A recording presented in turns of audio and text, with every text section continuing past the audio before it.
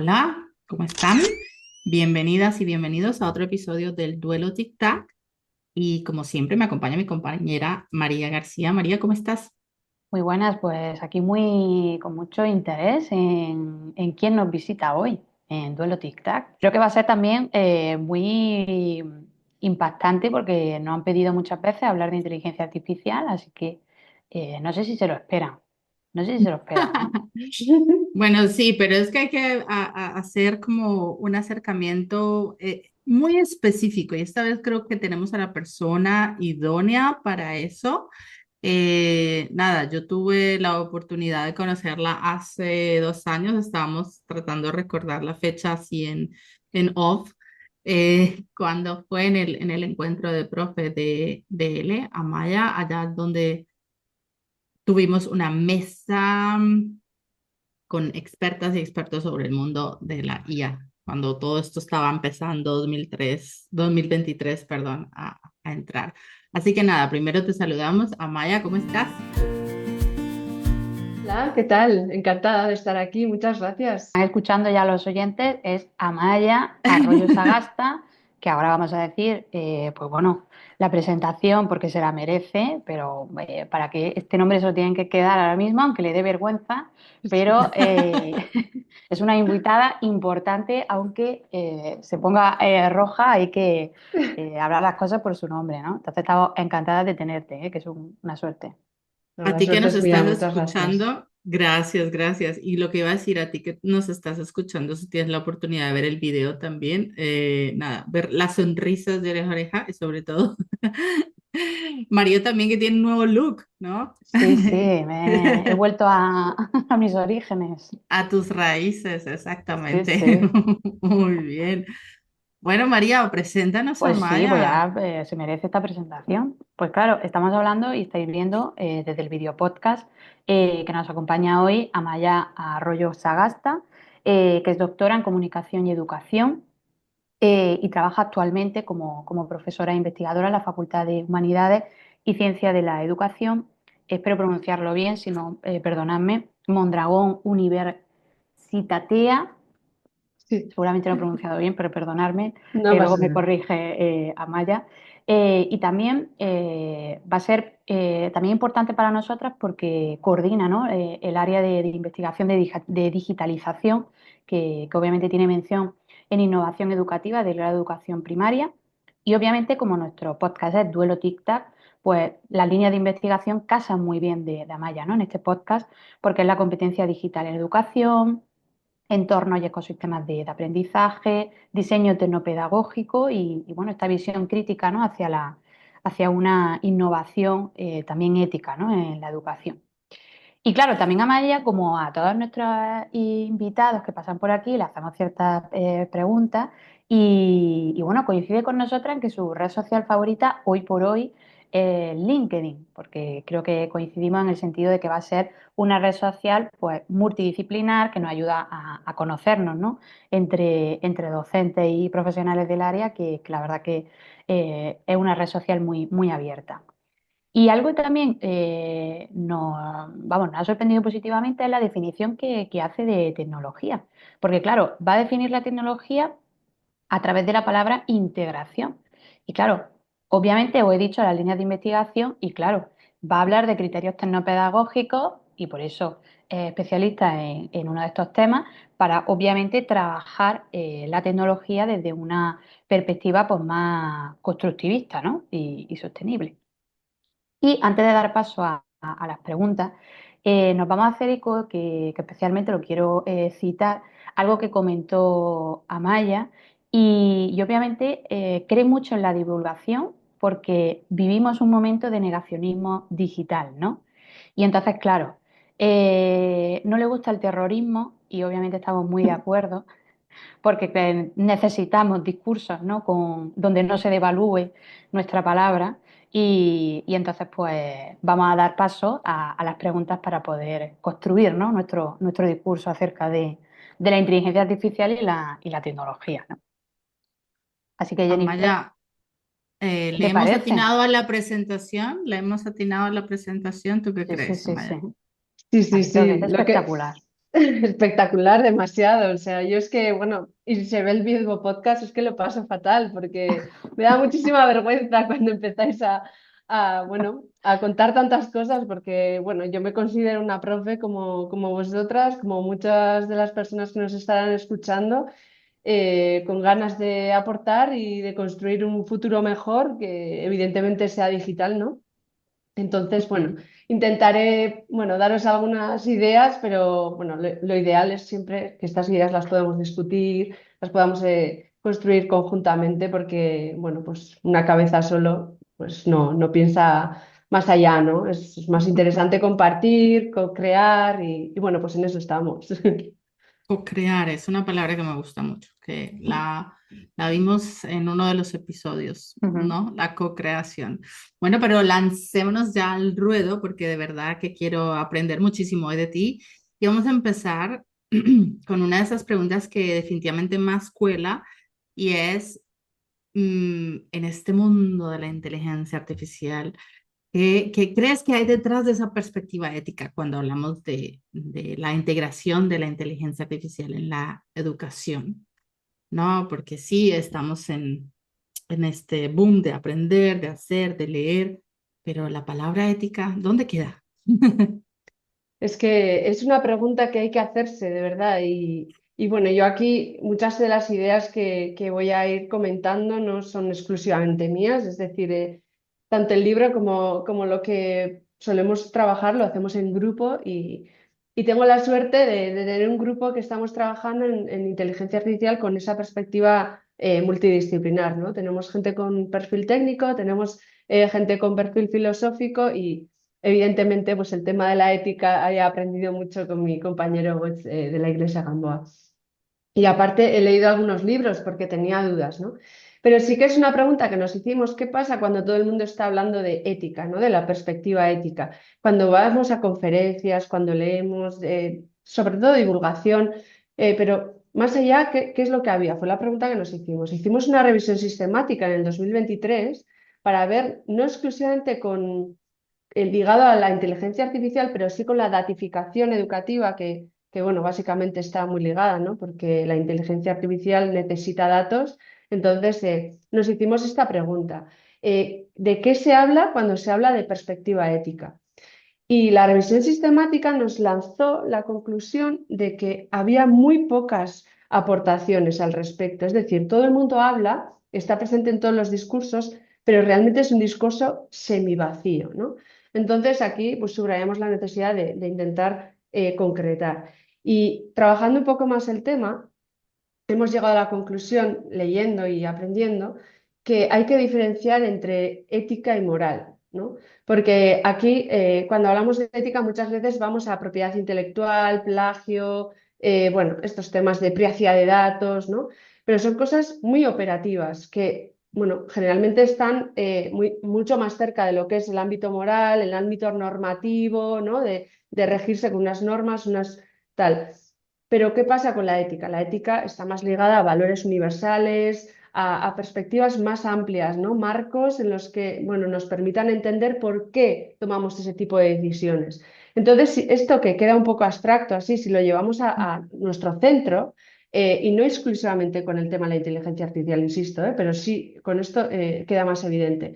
Em, Tendríamos que estar hablando de valores. Es decir, valores como los derechos universales, vale, pero la equidad, vale, el acceso a la educación, vale. Todos estos valores que seguramente concretamos mucho más en nuestro proyecto educativo, cuando viene la inteligencia artificial, bueno, la mala noticia es que se nos olvidan, ¿no? En tecnología educativa hemos hecho mucho trabajo por evitar esa visión instrumental, ¿no? De la integración de la tecnología con herramientas, dispositivos.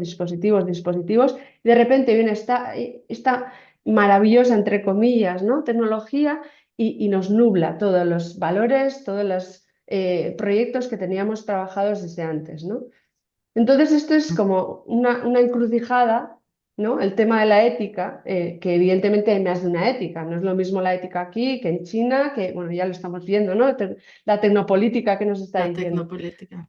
Mm, Pero claro, cuando vamos a nuestro centro no es qué herramienta me parece a mí que es interesante, ¿no? Sino esa herramienta, qué implicaciones éticas tiene en cuanto a protección de datos también, pero en cuanto a accesibilidad, qué nos implica casarnos con determinadas empresas. Bueno, hay muchos matices que están dentro de esos valores universales del software libre, bueno, mm. ¿no? Que deberíamos poner encima de la mesa y no solo anonimizar los datos de nuestro alumnado porque ChatGPT se los va a comer, ¿no? Entonces, bueno, es un discurso que es complejo, pero es necesario y necesitamos espacios para hablar de todo esto, porque si no vamos al cacharreo una vez más. Y eso es peligroso, creo yo. Vamos, no sé cómo lo veis vosotras. Bueno, no, yo comparto mucho tu perspectiva y sobre todo porque yo estoy mucho en la formación concreta, práctica de herramientas, de cómo llevarlas al aula, de cómo utilizarlas en el aula de lenguas. Em, pero eso, me doy cuenta mucho de que perdemos ese foco de qué hay detrás de todo ese uso, sí, qué implicaciones tiene, reflexiones sobre quién tiene acceso a lo que estamos creando, cuánto acceso se tiene en casa. Se habla muy poco de esa brecha tecnológica que hay ahora con la inteligencia artificial. La brecha está creciendo a pasos Mm, agigantados y no hay espacio para, o no se ve la importancia para crear los espacios, porque yo creo que sí se podría, ¿no? Dependiendo del claustro se podría, pero no se ve esa importancia de dar un espacio una vez al mes, no sé, dependiendo, para hablar y tocar esos temas, cómo lo estamos viviendo, cómo lo estamos viendo, qué perspectivas tiene nuestro alumnado, etcétera. Yo lo veo muy así. A ver, yo por ejemplo creo que algunos aspectos como puede ser la protección de datos, la seguridad, ¿no? del usuario, obviamente eso siempre ha estado. Es decir, cualquier herramienta tecnológica tenía una letra pequeña, ¿no? mm. Surgió Mm, cuando lo de las cookies, ¿no? Es decir, tienes que Sí. aceptar sí o sí las cookies. Eso ya, por ejemplo, también es privacidad, ¿no? Entonces, claro, ¿qué pasa? Yo creo que muchas veces con la inteligencia artificial lo que como positivo es que pone en debate al mismo nivel la interactividad o el dinamismo que te puede dar una herramienta a la seguridad. Es decir, tienes también que tener cierta formación y preocupación de ese criterio, ¿no? Como usuario. Y más cuando a lo mejor estamos con estudiantes que pues, no son mayores de edad o no. Es decir, y ahí Ujú.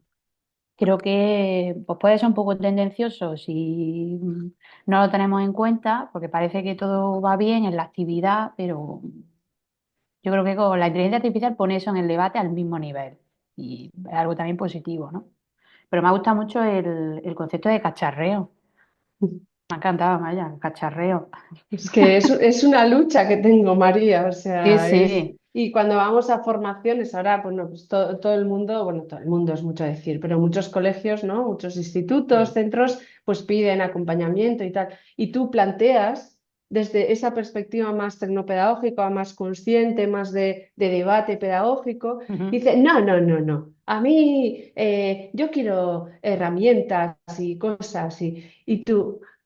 Ya, ya, pero claro, para llegar a esa cosa, primero deberíamos de saber cómo funciona exacto. mínimamente, ¿no? Porque si nos acercamos a una herramienta que se acerca mucho al efecto wow de magia, porque lo tiene, ¿no? Dices, Sí. wow, esto es una pasada. Es que te nubla todos los criterios que puedas Mm, tener, que has estado trabajando. Y eso, pues, es horrible. Es un cacharreo que, pues eso, todas las políticas, ¿no? Todas las políticas que hemos ido criticando, porque se ha invertido mucho en cacharros, ¿no? En dispositivos, etcétera, y no en formación, ahora de repente viene la inteligencia artificial y se nos olvida esa crítica que hemos hecho y que tanto mm, nos ha movido, ¿no? Durante mucho tiempo. Necesitamos más formación. Pues ahora es casi, no sé, como responsabilidad propia el decir que no me nuble la vista esta magia aparente, ¿no? Porque primero no es magia, tiene mucho de matemática, de, bueno, pues eso, de modelos matemáticos, de beber mucho de datos, de todo lo que hemos escrito. Y segundo, hay un hype terrible, ¿no? Los Mm. 150 mejores prompts para educación, las mejores experiencias. Bueno, pues eso, yo creo que hay que hacer un De- viraje, ¿no? Debo reconocer que a mí me pasó, ¿no? Mucho al principio esto con los Sí, prompts. Y obviamente, yo creo que eso es normal, como sí, este prompt te va a cambiar la vida en cuanto a esto. Y vas y lo pruebas y es como, bueno, no sé si cambiarme la vida en esta lista de prompts que te va a ahorrar 90% de tu trabajo como profe. sí, Y sí, es pero como, lo malo, ¿sabes qué es, Jennifer? Que hay, o sea, hay colegios que te piden eso. A mí, o sea, nos han llegado a pedir, eh, quiero fuegos artificiales. O sea, entonces Claro, dices, wow, tenemos que, no sé, volver atrás unos años, mm, ¿no? Para darnos cuenta de que los fuegos artificiales no nos van a llevar a ningún sitio. Entonces, bueno, yo siempre lo he dicho desde el principio, con este tema hay que dar dos pasos atrás, mirar cuáles son nuestros objetivos, cuál es nuestro marco, ¿no? Desde cuál miramos de los procesos educativos de enseñanza-aprendizaje y después ya podemos pasar a elegir las herramientas. Pero claro, vivimos en una época de mm, herramienta tras herramienta tras herramienta y es difícil, es un ejercicio que te y exige mucha además, conciencia. es un negocio y la competencia de todas, ¿no? Las empresas están ahí bombardeándote, esta es mejor, esta, y como que no te deja respirar. Mm. Claro, y eso, pues el profesorado al final, pues eso, o se encanta, ¿no? En el solucionismo tecnológico, wow, esto lo que decimos, o si no dice, bah, todo esto no es para mí. Claro, estamos ahí personas que intentamos, no, no, es que no es ni uno ni otro, vamos a intentar ser claro. constructivos, críticos. Bueno, pues en eso estamos, ¿verdad? Sobre todo porque a lo mejor muchas veces la sensación con la tecnología es que quieren jugar, ¿no? Como si fuera un videojuego, pero se quieren pasar, ¿no? A la pantalla final, es decir, al último Ujú, nivel y no tener en cuenta lo otro, ¿no? Y eso obviamente no acaba bien, no acaba bien. efectivamente. Y claro, dentro de todo este contexto, ¿no? Que tiene muy presente la formación para trabajar bien con la inteligencia artificial, claro, ahora surge también, es decir, actualmente hay otro debate, ¿no? Entre la comunidad docente pues bueno, que concierne un poco a la originalidad y a la creatividad, ¿no? Cuando un estudiante o un profesor también utiliza este tipo de modelos, ¿no? Incluso se percibe como cierto miedo, ¿no? Es decir, hay un recelo ahí bueno, que parece que los estudiantes van a copiar sin ese pensamiento crítico, ¿no? Al utilizar la IA. Entonces, no sé, Amaya, ¿qué opinión tienes al respecto? Si seguramente has leído, ¿no? Porque en redes sociales hay mucho debate, ¿no? Sobre este aspecto. ¿Qué opinas? Pues mira, ahí yo siempre tengo la suerte eso, de tener compañeros y compañeras que trabajan estos temas con más profundidad que yo. Y tengo un compañero que se llama Beñat Flores Puga, que además somos muy amigos, bueno, con el resto también, ¿eh? Pero bueno, pues él trabajó en su tesis doctoral el tema de la creatividad, ¿no? Bueno, más concretamente la autoeficacia percibida, ¿no? En cuanto a soy creativa, no soy creativa. Vale, ¿esto qué pasa? Cuando llega la inteligencia artificial y hace las cosas tan, pues como hemos dicho, mágicamente, aparentemente, ¿no? Uno, claro, al ver esas soluciones tan inmediatas y tan perfectas que no son, no lo son para nada, ¿no? Tu percepción como creativa, como persona creativa, baja, y entonces eso puede influir en tu, bueno, perdón, me ha ido a la euskera, tu postura más proactiva hacia ser creativa, no sé si me he explicado muy bien, ¿eh? Sí, sí, sí, sí. Y por otra parte, pues está, ¿no? El tener, el ser capaz de adaptar tu propia creatividad a los nuevos escenarios, ¿no?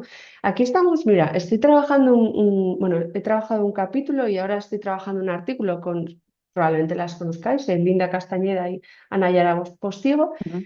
y es muy interesante porque estamos mirando qué temas o qué aspectos se tocan con la introducción de la inteligencia artificial en la educación. No estoy hablando de temas puramente académicos o didácticos, ¿no?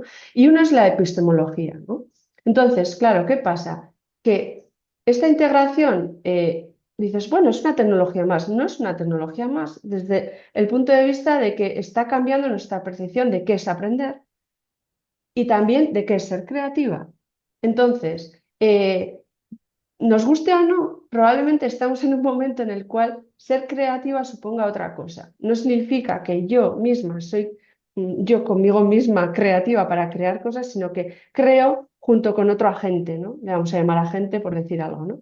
Entonces, ahí está un concepto que Beñat Flores Puga, rescato, ¿no? Hizo la aportación en el libro que tuve la suerte de coordinar, y él decía, hablaba de, no es suyo el concepto, pero lo trajo él, de sinestesia creativa.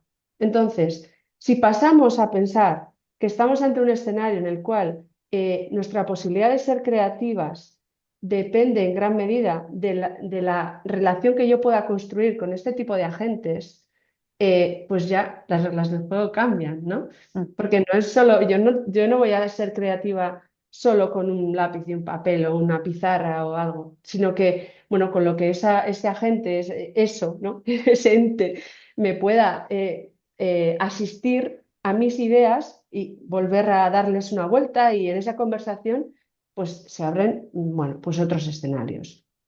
Entonces yo creo que hay una deconstrucción epistemológica, ¿no? De lo que significa ser creativa, de lo que es la creatividad ante un escenario que, pues eso, ha cambiado las reglas en muchos sentidos, pero en esta también. Y igual es momento de soltar, ¿no? Eso de que la creatividad es únicamente humana y pensar en ese tipo de relaciones, como pensamos en la inteligencia colectiva, en muchas otras cosas que no son exclusivamente mías, de mi cabeza, sino que son mías, pero también en relación con otras personas, con otras tecnologías, con otros agentes, con otras entidades o lo que sea, ¿no? Quizás ha quedado un poco abstracto, pero yo creo que es interesante reflexionar sobre esto porque quizás cuando les pedimos hacer cosas a nuestros alumnos y a nuestros alumnos, probablemente seamos capaces de plantear otro tipo de tareas en las Mm. cuales, bueno, pues les pongamos, enfrentemos a esa relación y les preguntemos sobre cómo has construido esa relación para que llegues a este tipo bueno, pues de productos o de trabajos o lo que sea, ¿no? No sé. Pasa, a mí me pasa pasando esto a la práctica y te cuento mi experiencia porque pues en mi proyecto yo creo mucho para las clases de español como lengua extranjera, ¿no? Entonces, hay muchos materiales, muchas experiencias de aprendizaje. Y tengo muchas ideas y ya desde hace muchos años tengo una parte donde iba coleccionando mis ideas y en algún momento de la vida, cuando tuviera tiempo, pues las llevaba a cabo. Y claro, al llegar la inteligencia artificial fue como ese hype inicial del que hemos sido víctimas, podríamos decirlo, como, "Ah, ahora hazme todo". Pero a mí me pasó eso, que llegó un momento en el que me pregunté, me cuestioné mucho, como, ¿es mi idea? ¿Es mío? ¿Este producto puedo decir que es mío, que realmente nació de una idea que yo tuve, esta unidad didáctica, esta explotación de una canción, de un cortometraje? Entonces, y yo me estaba empezando a sentir mal conmigo misma, porque era Ya.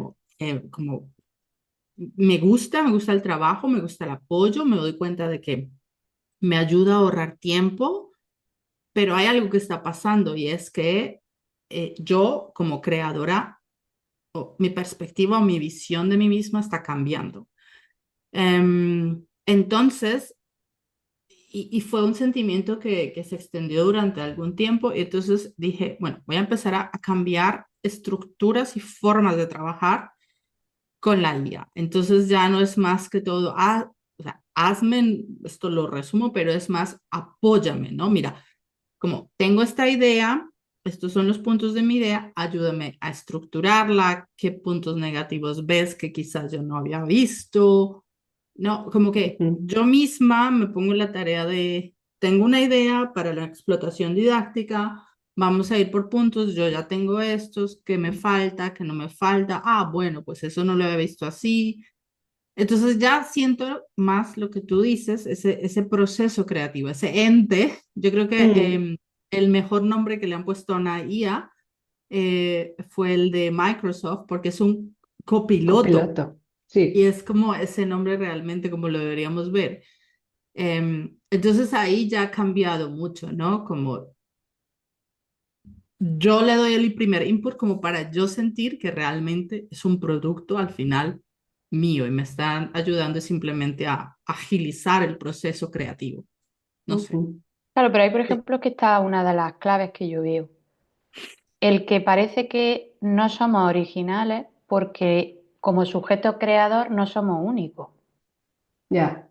Es decir, es que a mí me ayuda, me agiliza mi trabajo para hacer algo mío. Es decir, Ujú. parece que aquí lo de lo nuestro es como que no tiene el mismo valor, ¿no? Como creación. Es que me parece un Ujú. poco también como curioso, ¿no? Que si no lo Mm, crea individualmente, no tiene la misma posición, ¿no? En la creación que si lo haces con la inteligencia artificial o incluso con otra persona, ¿no? Y eso yo creo que puede ser las referencias que tenemos en cuanto a creatividad relacionada con talento, ¿no? Es como, y ahí, no sé, creo que esa reflexión, seguramente vosotras, en lo que estáis haciendo de la deconstrucción epistemológica y eso, estaría muy interesante porque es también el concepto de creatividad, pero como sujeto creador, ¿no? Como, Claro. Claro, ahí, pero yo creo que también se basa, no sé, estoy improvisando porque esto tampoco lo hemos trabajado desde este punto de vista, pero se me ocurre que también viene ese cuestionamiento, ese sentirse mal, porque somos una sociedad muy individualista. sí, sí, sí, sí, ¿No? O sea, totalmente. pensamos que si no brillamos nosotras mismas por nosotras solas, no es suficiente, ¿no? Mm, Y bueno, ya si entramos en temas de género, ya nos vamos, ya tenemos un podcast de 5 horas. No es eso la historia, pero quiero pensar que todavía hay, desde hace muchos años se habla de cultura de la participación, ¿no? Ahí estaban Sara Osuna, etcétera, y todavía no ha calado. O sea, vamos a una no, sociedad cada vez más individualista, más mm, individualizada, ¿no? Cuando hablamos incluso de personalización, no es personalización, es mm, individualización. Entonces, tenemos muchas carencias en ese sentido que luego cuando reflexionamos sobre estos temas, afloran.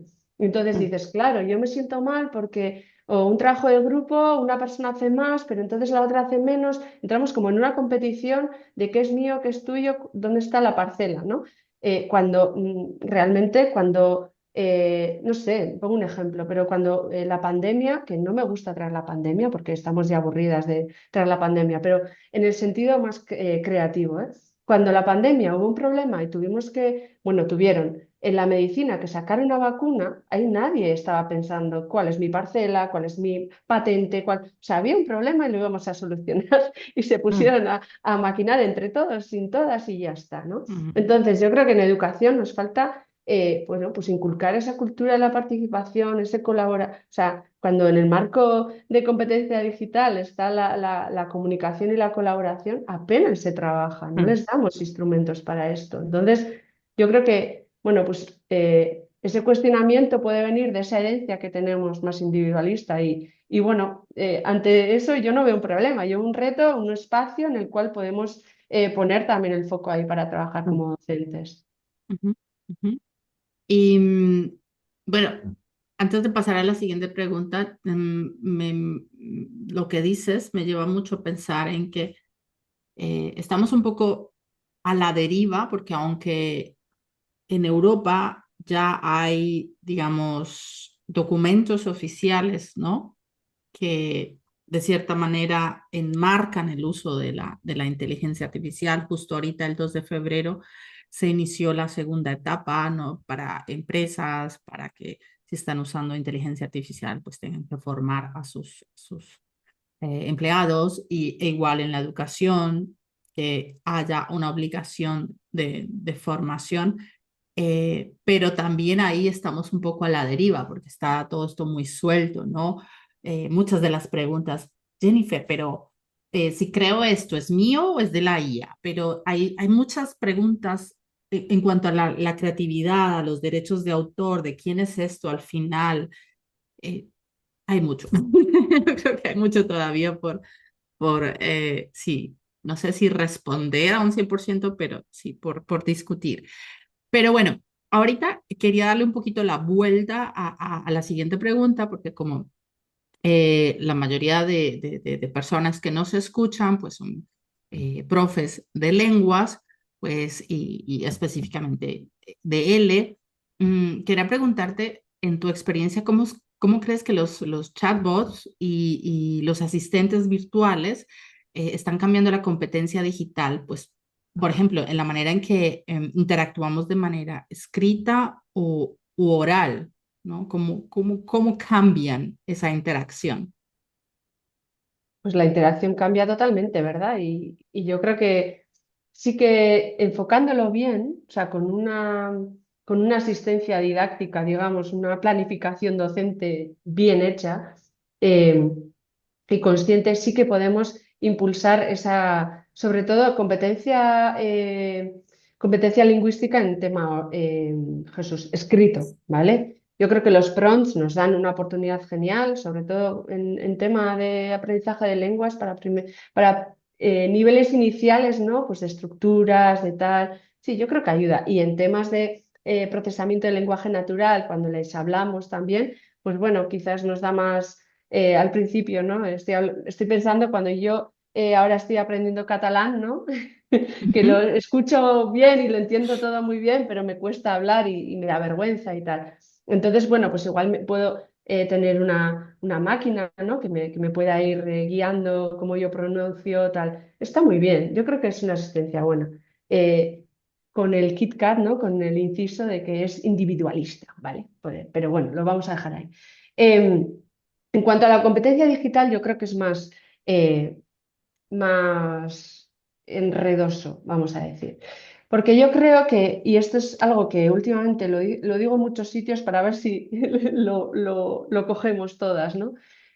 Creo que no diseñamos contextos para desarrollar la competencia digital. Es decir, que nosotras digamos a nuestro alumnado, podéis utilizar la inteligencia artificial generativa y podáis mejorar vuestros textos y decirme dónde la utilizáis y yo os puedo dar feedback del prompt, por ejemplo, y tal. Eso no estamos trabajando en la competencia digital, para mí, ¿eh? O Ujú. sea, trabajar la competencia digital sería ayudarles a interactuar con ese tipo de máquinas, ayudarles bueno, a entender cómo funcionan esas máquinas y todo eso. Y no cogemos espacios para eso, simplemente utilizamos. Y el simple uso no nos lleva a una plena conciencia de todas las implicaciones, ¿no? Y de todo lo que supone que está detrás de la competencia digital, que no solo es uso, sino también es conocimiento y también es, bueno, pues actitud hacia ese uso considerando todas las implicaciones, ¿no? Entonces, yo creo que ahí tenemos que hacer un ejercicio de autocrítica, ¿no? De decir, bueno, vale, yo quiero introducir estas tecnologías, pero quiero introducirlas no solo para mejorar, por ejemplo, la competencia lingüística escrita o lo que sea, sino también para trabajar la competencia digital. Entonces, ¿qué contextos diseño y cómo evalúo esa competencia digital, ese desarrollo de la competencia digital? Un poco desde desde la propuesta de, pues ya diré, me viene todo en euskera, lo siento, porque estoy a tres idiomas o cuatro idiomas a la vez. Joder, ya diré. Bueno, ya me vendrá.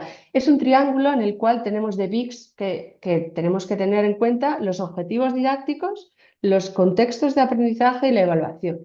Y yo creo que con la competencia digital metemos las máquinas, metemos las herramientas y se nos olvida y son los contextos y la evaluación, las estrategias de evaluación y las técnicas de evaluación que utilizamos las que van a determinar en gran medida el desarrollo de esa competencia digital en ese caso, ¿no? Ajá. Entonces yo creo que Ujú. aquí tenemos una carencia o por lo menos un reto, ¿no? De que abordar. Otro más. Vale, súper interesante lo que dices, ¿no? O sea, objetivos didácticos, contexto de aprendizaje y evaluación. Se llama, perdona, que ya me ha venido, alineamiento constructivo de VIX. Ah, Sí, ok, es del, vale. o sea, vamos, es de 1980 y no sé, Es que cuando yo nací, me creo. sonaba de algo. Sí, sí, es antiguo, pero nosotras intentamos, una compañera mía y yo, Nerea Mestiurein y yo, intentamos darle una vuelta en el contexto digital, porque, bueno, pues sí, esos contextos tienen mucho que ver con lo digital. Entonces, bueno, cómo se hace ese alineamiento teniendo en cuenta las implicaciones de los contextos digitales. Ujú. Pero es interesante no perder de vista, nos da mucho norte, sí, mucho faro.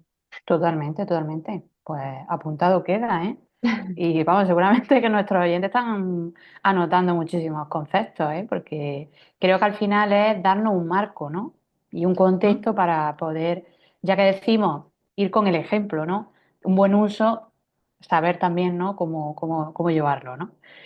Y bueno, avanzando en la entrevista, obviamente, personalmente no quería dejar de, pues bueno, de mencionar de nuevo tu libro, darte la enhorabuena, Inteligencia Artificial y Educación, construyendo puentes. Y claro, después de la segunda lectura del libro, quería relacionar, pues claro, el concepto de crear puentes, ¿no? Y en concreto, crear este puente, es decir, esta mediación entre la inteligencia artificial y el área bueno, que nos compete, que al final es la enseñanza, ¿no? Entonces, claro, ¿podrías darnos un ejemplo de cómo, ¿no? Se puede construir o se está construyendo entre la IA y la enseñanza? Qué difícil, ¿verdad? Sí, porque hablamos mucho y luego dices ejemplo concreto y entonces ya cuando nos ponemos en jaque. Eh, a ver, yo actualmente estoy como docente de futuros docentes, ¿no? Doy clase en el grado de educación primaria, concretamente en la mención de innovación digital. Y nosotros no tenemos asignaturas, no tenemos exámenes, es un poco así, como rompedor, pero creemos que es interesante porque esa perspectiva multidisciplinar nos ayuda mucho. Y tenemos un módulo de inteligencia artificial en educación concretamente, y claro, ahí nos toca directamente trabajar el tema, ¿no? Ujú.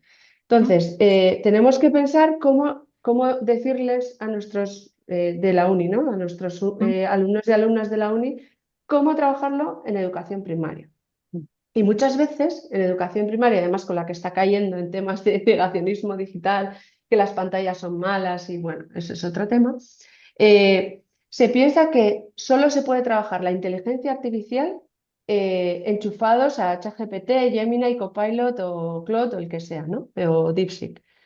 Eh, y nosotros abogamos porque en educación primaria se trabaje la alfabetización en inteligencia artificial desenchufada. Entonces, esto está muy ligado al pensamiento computacional. Ujú.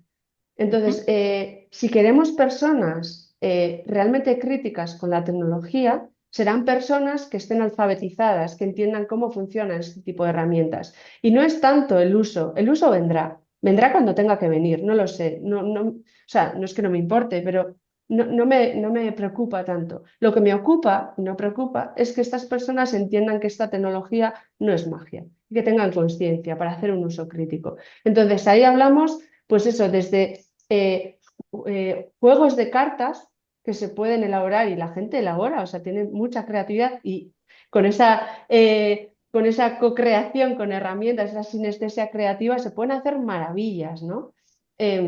Pues hacerles entender qué son los datos, o sea, en primaria desde pequeñitos, qué son los datos, por qué los datos son importantes hoy en día, por qué nos quieren perfilar, ¿no? Que está ligado a mucho a los conceptos, o sea, a intereses económicos y mercantiles. Yo creo que por ahí, si vamos por ahí desde pequeñitos, cuando lleguemos, no qué sé, a secundaria y se pongan delante de una herramienta conversacional como pueda ser las que hemos dicho, ¿no? DeepSeek o Copilot o alguna de estas, seguramente quiero pensar, ¿no? Desde mi punto de vista idealista, esta alfabetización les dará un punto de vista más crítico. Dirán, espera, este documento no lo voy a subir aquí, porque tal, tal, tal. O espera, que voy a hacer yo mi propuesta aquí en papel, ¿vale? Y luego Ujú. ya paso Ujú. a hablar con estas herramientas, ¿no?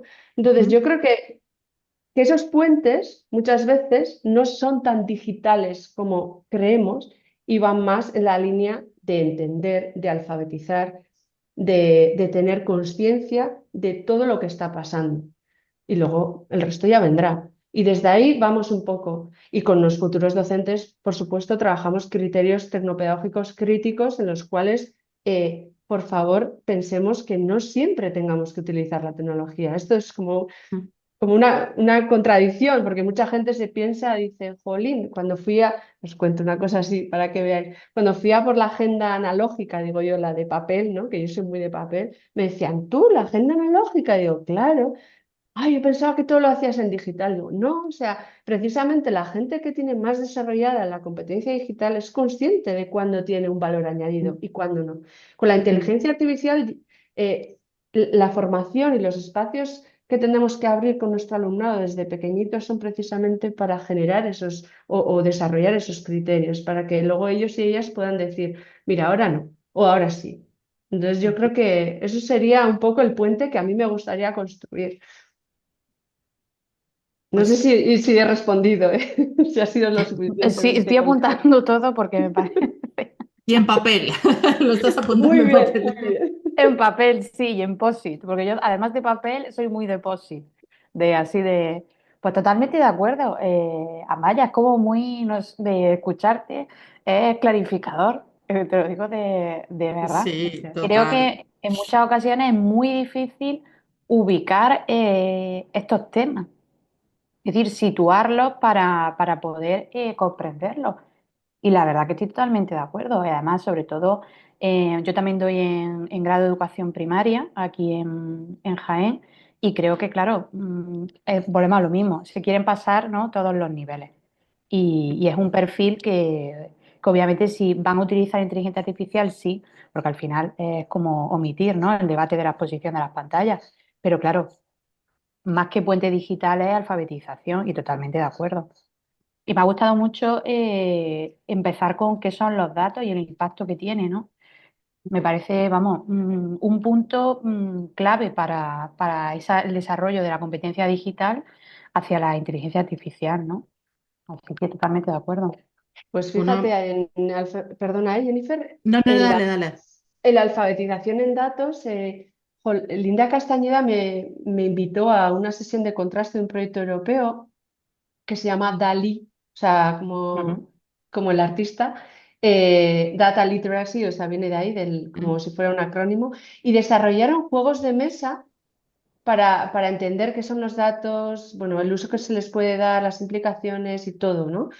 Son evidentemente juegos que son para personas adultas, no son para niños, pero de ahí mi idea de decir, ostras, esto, ¿cómo aprendemos? Es que el juego tiene mucho de enganche, ¿no? Mucho de vivencial, de tal. Entonces esto se puede transferir totalmente.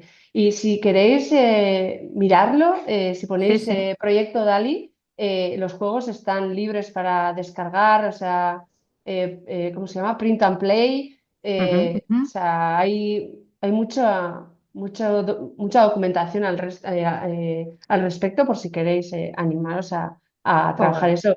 Que a mí se me ocurría no solo con personas pequeñas, o sea, pequeñas, que decir jóvenes, sino con personas mayores Ujú. que muchas veces, ¿no? O sea, están como desconectados, utilizan el sí. WhatsApp, tal, mis padres, lo que sea, ¿no? Mm. Y luego van al banco y no entienden muchas cosas. Digo, bueno, mamá, mira, vamos a...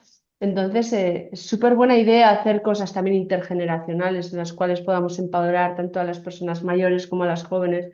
Bueno, Más no sé, jóvenes, es sí. que empiezo a hablar y me vienen muchas ideas. No, pero que es verdad, porque No, en el aula de mayores puedes ver cómo hablan con Alexa, es decir, que lo están Claro, utilizando. Entonces, sí. me parece que la formación en eso es también primordial. yo pienso mucho ahora o porque hablo intercambio opiniones con bastantes profes de L y donde muestran su preocupación, su inseguridad de ver, bueno, entonces ahora yo ya no soy necesario, yo ya no soy necesaria y ya mi alumnado puede aprender sin mí. Yo también es una cuestión de perspectiva, de ver su rol y un rol muy fuerte si se forman las personas para entablar precisamente esos puentes, ¿no? Sí, Esos total. puentes. A mí, uno de los temas que más me ha interesado en esta cuestión ética, moral, tú me dirás dónde la encasillo más, eres la cuestión de los sesgos, ¿no? Sí. Y que se crean o se reproducen de la inteligencia artificial y en clase los he trabajado muchísimo como parte de la comprensión lectora en una lengua extranjera, ¿no? Entonces llevo muchísimos textos, están llenos de sesgos, pero luego llevo otros que están muy también creados por la IA, pero más elaborados gracias a un prompt adaptado. Entonces en clase surge muchísimo debate, ¿no? O sea, partimos de la comprensión lectora a la expresión oral, a compartir opiniones, ¿no? Una de mis últimas tareas fue, vale, llevé una noticia, pues, que escribió un periodista de un periódico X, tomé las informaciones específicas de la noticia y le pedí a la IA que creara, que reprodujera la noticia con un tono periodístico. Y llevé las dos noticias a clase y pues en clase su tarea era debatir un poco, analizar las dos y decirme quién había escrito, quién había escrito la noticia de la inteligencia artificial y cuál era la original, la del periodista. Y fue un debate interesante y llegaron incluso a conclusiones o pusieron cartas sobre la mesa que yo ni siquiera había pensado cuando creé la actividad, ¿no? Entonces eso fue muy enriquecedor.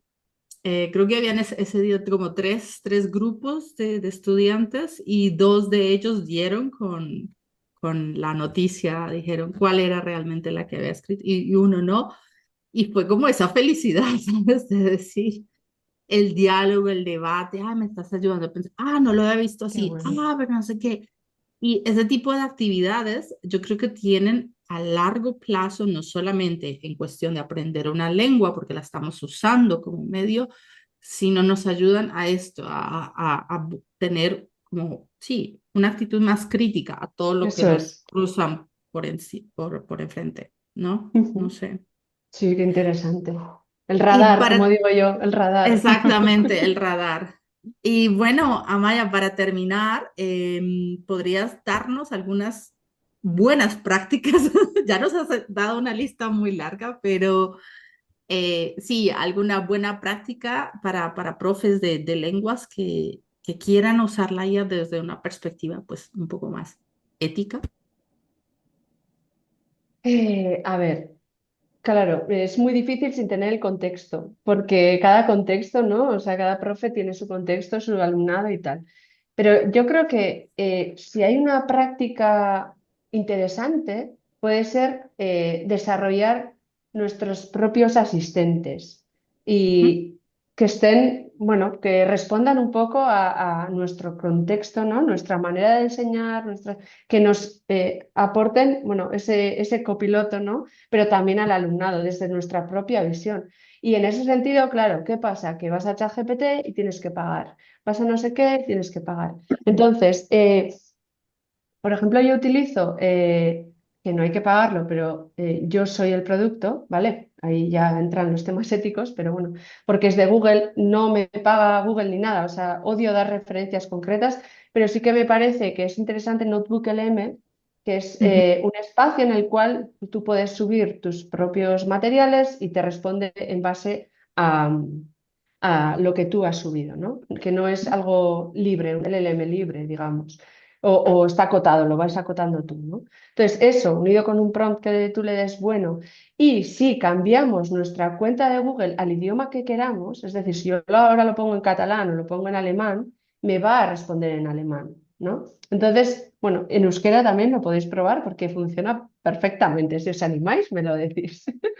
Pero quiero decir que es una buena práctica porque es un espacio más concurrido, ¿no? Más controlado dentro de lo que cabe y también pues puedes, bueno, puedes interactuar en ese idioma. Y en algunos idiomas pues te hace un podcast que tú puedes escuchar, ¿no? Automatizado, que es, bueno, hay que mirarlo, antes de compartirlo porque tiene muchos sesgos de género. Ujú. Pero, pero me parece como el tema de los asistentes personales me parece lo más adecuado teniendo en cuenta que cada contexto es un mundo. Y luego ya pues el desarrollo de materiales propios, pues bueno, yo no soy muy partícipe de ello porque nos lleva a una estandarización brutal, es decir, tú vas a congresos y ves que todo el mundo ha hecho gamma, gamma, gamma, gamma, todo el mundo ha hecho las presentaciones con gamma y ya no tienen ni siquiera esencia, ¿no? Vos. Pero Ujú, el tema ujú, de los asistentes personales sí que me parece interesante. ujú, Es que para las presentaciones yo siempre digo lo mismo, hay que volver a PowerPoint, a esas bases ofimáticas que, que aprendimos en su momento y aunque no sea súper dinámico, pues bueno, es diferente por lo menos como la vieja escuela, que Sí. se pueden hacer muchas cosas, pero requiere pues esas habilidades pues, más ofimáticas, ¿no? que Ujú. técnicas. Sí, Así sí. que...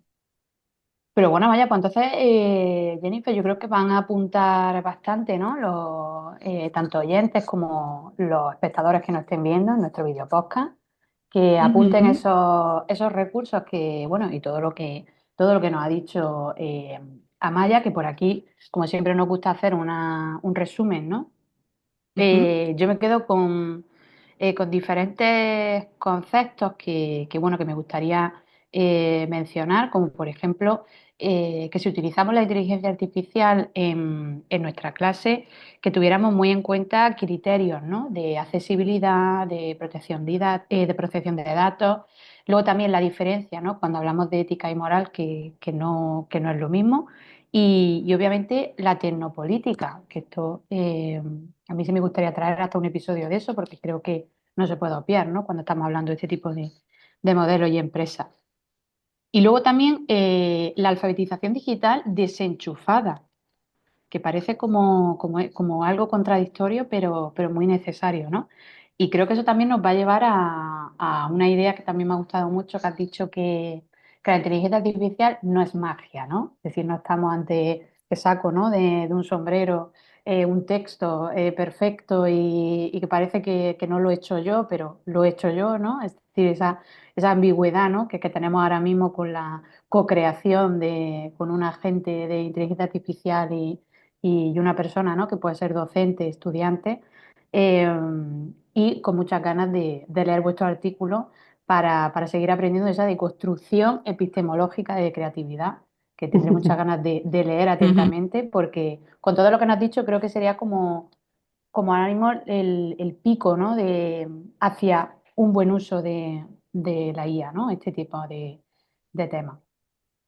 Y Jennifer, no sé, seguramente que me he dejado algo en el tintero, que tú también Uf, es que con yo también tu mente anoté. curiosa, ¿qué has apuntado? ¿Qué has apuntado? Compártelo. Bueno, yo creo que voy a profundizar mucho más en el concepto este de sinestesia. ¿Cómo fue? ¿Sinestesia y creatividad? ¿O sinestesia creativa? Eso es. Sí, eso Sinestesia es. creativa. Ese. Así que creo que me quedo también con eso. Y esa autoeficacia percibida que Ujú. tenemos al trabajar. Pues, preguntarnos, ¿no? Creatividad, ¿creativo o no? ¿Es mío o no? Yo me quedo con eso. Son buenas Así reflexiones que, que obviamente tienen que volver a escuchar y a vernos para, pues eso, disfrutar al 100% de todo lo que nos ha recomendado Amaya. Que obviamente no se asusten, porque son muchos conceptos, como un boom, ¿no? De mucho input, pero Mucho. Lo que no se siento. asusten, pero que no se asusten porque todo es necesario, ¿no? Son todos los ingredientes perfectos para la receta que buscamos, ¿no? De usar bien exacto. la IA, ¿no? Entonces, Igual vamos a dejar el libro, ¿no? La descripción ujú, del libro, Inteligencia Artificial, Educación, Construyendo Puentes, donde ha sido la coordinadora de ujú. la editorial Grau Educación, ¿no?